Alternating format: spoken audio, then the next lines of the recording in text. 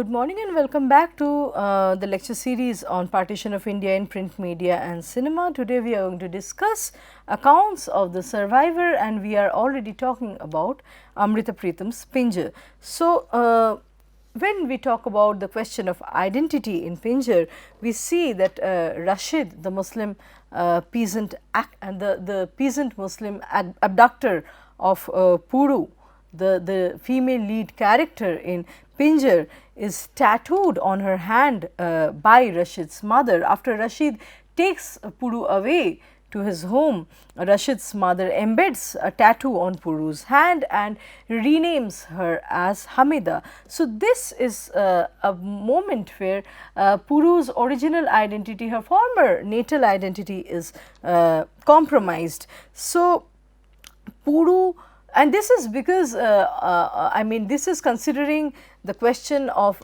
safety and muffling any kind of communal tension centering the act of abduction of Puru. So, if she bore a Hindu name, it would cause suspicion and disquiet in the neighborhood. So, her name is in a way she is overwritten by the newly tattooed name Hamida, which symbolizes status quo and, like I said, silencing and muffling of the violence that was enacted on her. So, the rest, like the rest of her body, which is beyond her control, her hand actually attests her own case as a person, her lack of or her unmaking of personhood. So, her hand bears out her changed identity and witnesses her becoming visibly Muslim. So, tattoo is intended to forcefully seal the process of her abduction and a religious conversion through negating her past identity and relationships. So, as though a new person is born through purported death of the former person Puru. So, identity of Hamida, especially the way she herself uses it later on, is however remarkable in the story. So, from the question of victim, so from being a victim, she goes on to become an agent who is in charge of life choices and who is also active, who plays an active role in saving another woman who happens to be her sister-in-law Lajo, and who is also in a similar situation. So, Lajo has also been abducted during the partition riots. She has been abducted during partition riots. So, we see that the Hamida name is cleverly used by Puru in such a way that it renders her some freedom, it allows her some freedom that she had never enjoyed as a betrothed Hindu woman, or definitely not as an abducted riot victim. So, her figuration of Hamida, the way she imagines, and there is a point in the narrative where Puru cannot identify with and does not interface with this imposed identity Hamida. She is still Puru from within, but after a point she has her own figuration of Hamida. She shapes a version of Hamida from within herself. She owns the identity in a way that would suit her. So, she plays actually a poor Muslim in a bid to save her sister-in-law. She plays the poor Muslim woman that sells wares and someone that is not behaviorally dictated by the strictures of upper classes, refined codes of conduct. So, she as a saleswoman, selling wares, she enters, she talks loudly, she enters unfamiliar households, eats at their places, freely associates with unknown people, and ultimately her agency is visible when she plays the savior of another female victim. So, at the point when Puru starts intersecting with and interacting with this imposed identity Hamida, and she has her own version of Hamida. Like I said, Puru treats Rashid as her equal partner who supports her personal goal, a kind of man-woman relationship that was unthinkable. And something that she had never experienced with any other male relative in the past. Her father, her brother, her fiance never actually treated her as an equal human being. This is something that she gains through becoming her version of Hamida. So, Rashid at this stage we see helps Puru in rescuing another abducted Hindu woman from the Muslim household. We see the entire journey, the mental scape of Rashid and how it transforms. So, it is very difficult to see humans as fixed and totally given into evil acts or evil ideas or evil deeds, but they actually, very ordinary people during partition perform heinous acts, and afterwards they can actually display in other situations, they can display their humane traits and they can be solely guilty of their past actions, and Rashid is a case in hand. So Rashid afterwards is sorely guilty, he is cognizant of what he has done, and he helps rescuing another abducted Hindu woman from another Muslim household. So this woman, like I said, Lajo, is Puru's brother's wife, and she is using the tattooed name Hamida on her hand as an advantage. So, for winning the confidence of the abductor's family, so she can enter into the household and enable and help her sister-in-law escape captivity. So, this is an instance of Puru translating her body marking into a site of power. So, Puru's tattoo, we have to understand, in an Indian situation, women use tattoos as beauty statements, and they especially in the rural parts of in different rural parts of India, women tattoo their bodies, and that have a different signification altogether. That's a beauty statement, but she is tattooed as a war prize. She does not tattoo her body, she is tattooed in abnormal times and in turbulent times, and the tattoo defines her as a war prize. So, we see that the tattoo also could delineate a reverse journey for her from being the figure of the outsider. So, when we see from the point of view of Rashid's family, she was an outsider initially, but with the tattoo enables her to become a part of the family. So, from the figure of the outsider that inspires rivalry and someone that is seen as a symbol of sacrilege, to becoming a kin and someone that Rashid's family can believe. So, this tattoo enables her to earn or to gain some trust, and within her immediate cosmos, she is looked at as a familiar figure. She does not remain an alien or an unfamiliar woman. So she begins to trust and in turn be trusted within the new space with the help of the tattoo. So, the Hamida becomes the new reality, and yet we see the fragmented self of Puru coming back. She is Puru turned into Hamida.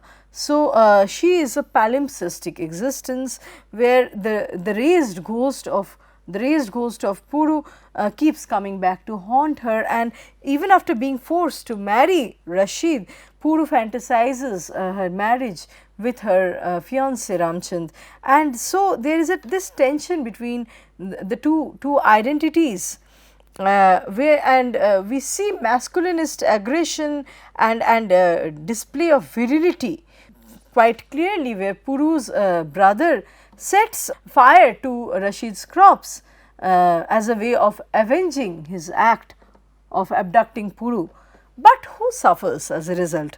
It is Hamida's household that is suffering. So, while Puru's brother imagines, or he is under the impression that he is taking an apt revenge through setting fire to Rashid's crops, basically Hamida's household suffers as a consequence of this, suffers the consequences of this rash action. So, her idea of rescuing Laju is to spare her the fragmented, unreconciled identity that for the rest of her life. So, the issue of identity crisis is not only pertaining to Puru, but it extends to all such women who had to face religious conversions across both sides of the border, and they had to enter a new geographico cultural space. And had Laju not been rescued by Puru, had Puru not intervened in her case, she would have to continue to live in the new household with a reinvented identity. And we see how the persona of these abducted women change. So, we have seen them prior to abduction and before the riots, where Puru and Laju are very cheerful. They are generally cheerful, lively characters, but they transform into silent, unhappy women. So, then we can see the case of Puru's miscarried pregnancy. So, which her miscarried pregnancy symbolizes an unfruitful sexual union, where Rashid in the first place initially had forced himself on her. So, and yet we see Rashid is trying to, so Rashid is also not an immutable pre-given kind of a stock image of Muslim aggression or something like that, the aggressive Muslim abductor. He is a human, and his human dimensions are being interrogated and discovered through the novel. So, throughout the novel, so he makes up for his initial aggressive acts through adopting a child for Puru, and so it is a part I mean on his part, it is a way of recognizing and amending for the trauma that he has caused to Puru. So, yet we see that there are lots of communal disputes and discussions centering this child and her dead mother, and so the Hindus in the village, actually the panchayats, the headmen who are from Hindu community, decide that Puru cannot claim custody, cannot claim the child's custody. So, we see here there is a paradoxical situation where Puru happens to be she is originally a Hindu woman, born a Hindu, converted to Islam, and so basically a woman's caste, a woman's community are all like outward clothing. They are not intrinsic, they are patriarchal designs imposed on her. So, on one moment she has it, even the concept of landed position, concept of possessing a home are not permanent. When we talk about a woman, so she does not possess a home, a caste identity, a communal identity, by virtue of the fact that she has to bear Rashid's communal identity.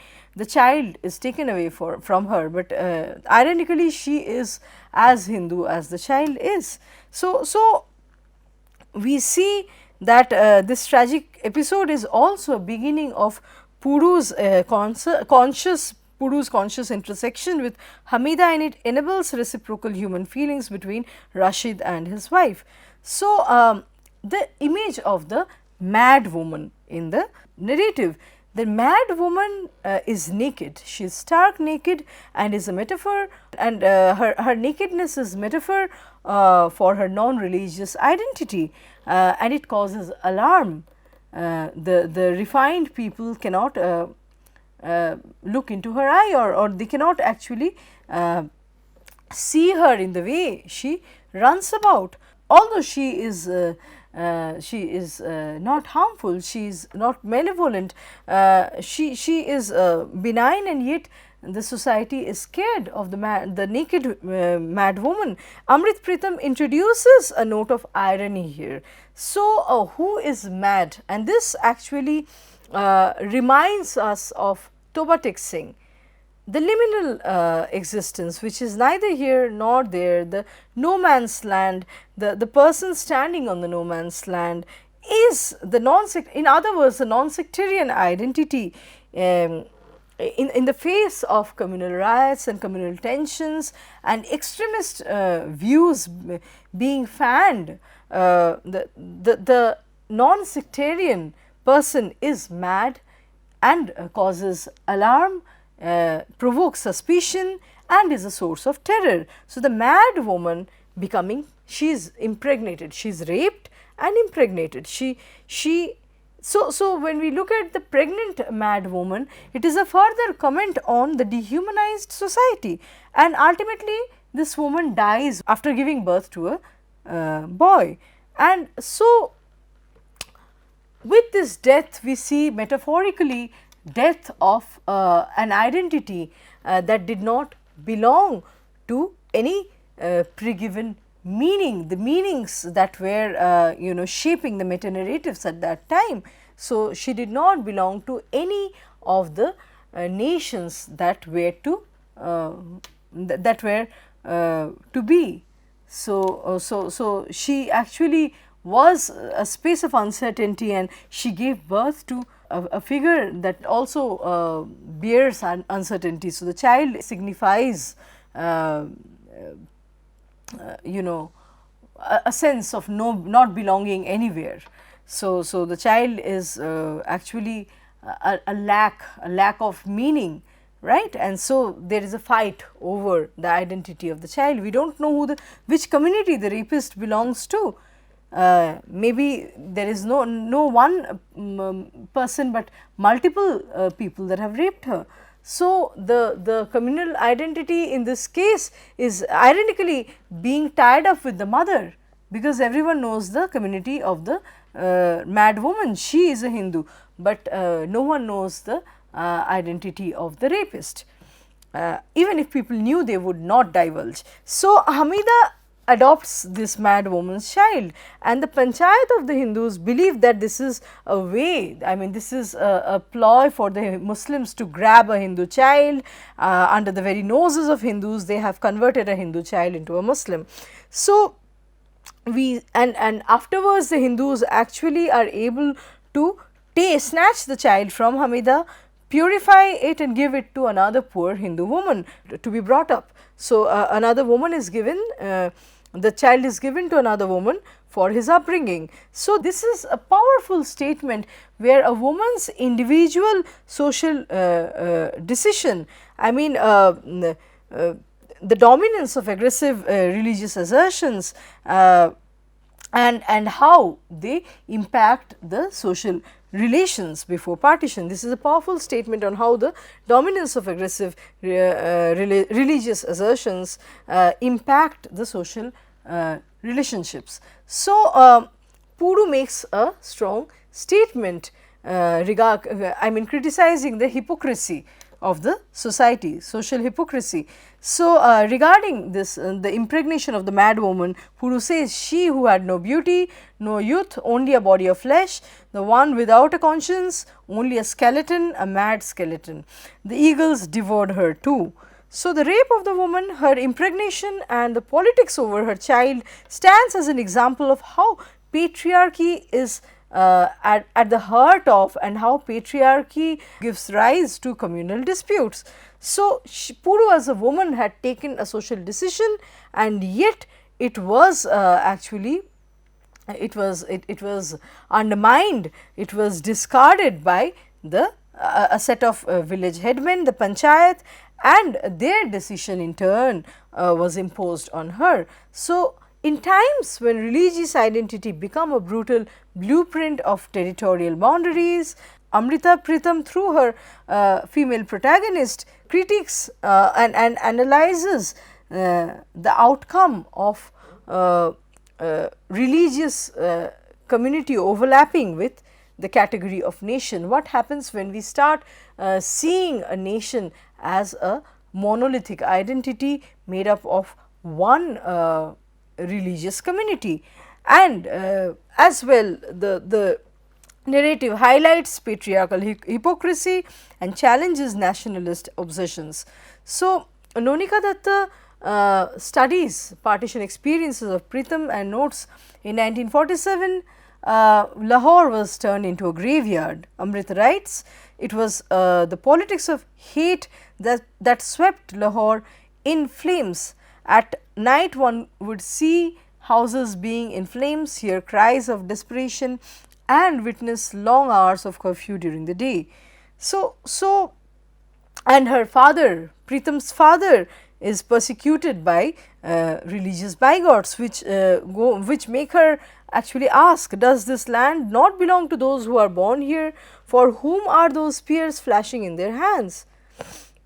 So, partition is the most crucial moment in defining Amrita Pritam's worldview. It enables her to forge a kainati rishta or fraternal relationship with the universe and to create her world in accordance with Punjabi language, culture and social history. So, we see how Pritam interrogates the logic of partition. There was no basis for partition, it had fragile foundations. Punjab's legacy is a shared one, and we start our understanding of Punjab through poems by Baba Farid. So, she narrates the partition of India continued to become a festered wound in the bosom of history. Nobody would ever know how the dreams of so many girls were slaughtered because of this process. So, she cannot and does not identify with national borders. She actually testifies, her identity testifies to a plurality and the plurality that Punjabi community exemplified through cultural symbols, literary works, landscapes and motifs. So, she feels rooted, she feels rootless and separated from her lover and land. In her poem Tawarik or History, she talks about Punjab's partition. She compares Punjab's partition with the anguish of an abducted woman, nobody to consult the stars, the honor of the house was crushed in the bazaar. Where is the mother who is queen, the father who is king, who has cursed the daughter? Where are my own sisters, my own brothers, who has torn apart the ties of wood?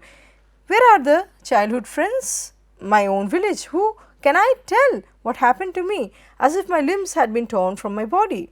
So, she talks about the situation where the woman, a girl in her youth has been forced to experience motherhood, who knows nothing about worldliness. So, the helplessness of the woman, the trauma of rape is actually described in her poem Helplessness through the metaphor of the mother's womb. The mother's womb is a victim of this madness about partition. So, I am a symbol of that accident.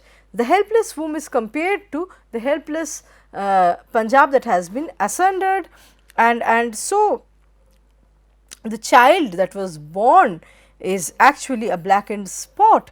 Partition is like a cursed child born of this womb of the unwilling mother. So, she mourns that a flourishing Punjab was cut down in its green age, right. And so, this disillusionment with independence, with the category of nation and redrawn territorial boundaries that destroyed the mundane rhythms of people's lives is something that keeps coming back in Pritam's work. So, she offers an alternative voice in history. In many ways, her life history constitutes a counter narrative to dominant histories that are available on 1947 partition, and so it could be treated as an alternative archive of partition. So, her relationship or interaction with religious community, with national identity are constantly, they are ambivalent and conflictive, they are distant. From Pritam's account, we understand that the refugees' anguish do not only render into communalized consciousness, but they can also be transformed into artistic or poetic sensibility. With this, I am going to stop today's lecture and we will meet again for another round of discussions. Thank you.